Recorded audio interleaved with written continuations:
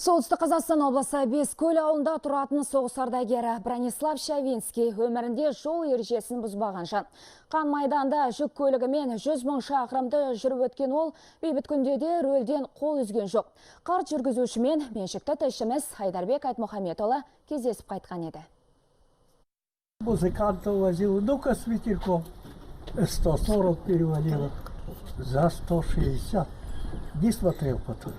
Бронислав Шавинский 90-ның төріне шықса да темір тұлпардан түскен емес. Соғыс ардагері әлі күнге дейін көлігін өзі жөндеп, өзі жүргізеді. Жасы шықса болды, әйел екеуі жер-жерді аралап кетеді.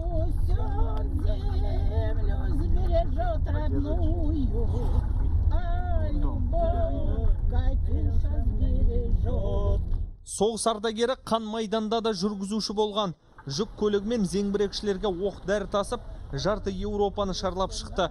Варшава түбінде снаряд жарылып, аяғын жарылады. Соған қарамастан рөлге отырып, айтылған жеріне жеткен. Сложные трюки были. Бірде аспаннан фашистердің ұшағы ата бастады. Бар жылдамдығыммен орманға кіріп кеттім де, алып қайынға соғылдым. Ағаш көлігіме құлап жауып қалды. Немістер тағы жарты сағаттай тура олдап ұшып кетті. Сөйтіп тірі қалдым.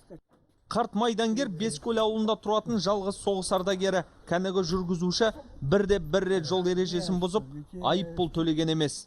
Можно сказать, и не хожу пешком.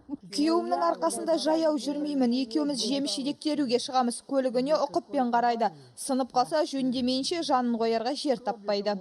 Бронислав Шавинский мамыр айында жеңіс күнімен туған күнін қатар қарсы алады. Биыл ол 90-ға толды. Солтүстік Қазақстан облысынан Айдарбек Айтмұхаметұлы, Төлеген Иманов, Руслан Әлиев және Дмитрий Рура, 24 KZ.